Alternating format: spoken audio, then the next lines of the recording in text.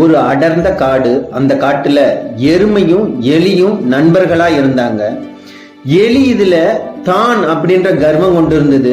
எப்ப பார்த்தாலும் எருமை கிட்ட சொல்லும், என்னால குழி தோண்டி பதுங்கி இருக்க முடியும், உன்னால முடியுமா?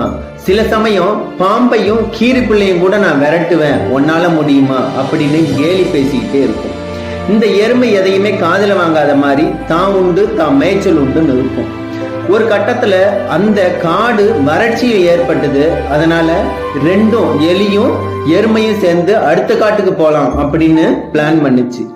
அந்த பிளான் பிரகாரம் ரெண்டுமே கிளம்பிச்சு. அப்ப கூட அந்த எலி என்ன சொன்னுச்சு அப்படின்னா, அட எருமையே, உனக்கு ஒண்ணும் தெரியாது, உன்னை நான் வழி நடத்துறேன் வான்னு சொல்லி முன்னாடி போச்சு. கொஞ்ச தூரம் கடந்து போன பிறகு திரும்பி இந்த எருமையை அந்த எலி பார்த்துச்சு. இனிமே நம்ம போக முடியாது, வா நம்ம திரும்பி நம்ம காட்டுக்கே போலாம் அப்படின்னு சொன்னது. ஏன் அப்படின்னு இந்த எருமை கேட்டுச்சு. கொஞ்சம் எட்டி பாரு, பெரிய ஆறு ஓடுது, அதை நம்ம கடந்தோம் அப்படின்னா நம்மளை அடிச்சுக்கிட்டு போயிடும் அப்படின்னுது. எட்டி பார்த்தது எருமை. அட எலியே, இது பெரிய ஆறெல்லாம் இல்ல, இது ஒரு சின்ன கால்வாய் தான், வா கடந்து போலாம் அப்படின்னுச்சு. அதுக்கு அந்த எலி சொன்னுச்சு, உன் சைஸுக்கு வேணா அது கால்வாயா இருக்கலாம், என் சைஸுக்கு அது பெரிய ஆறு தான் அப்படின்னு சொன்னது.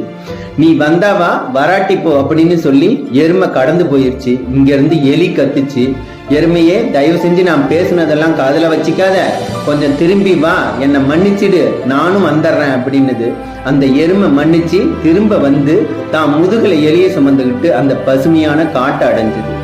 அந்த எலியும் எருமையும் தன்னுடைய கர்வத்தை விட்டுட்டு அடுத்த பசுமையான காட்டை அடைஞ்சது போல வாழ்க்கையில நம்மளும் நம்மளோட கர்வத்தை விட்டுட்டு அடுத்த பசுமையான கட்டத்தை வாழ்க்கையை நோக்கி நகரணும். நன்றி, வணக்கம்.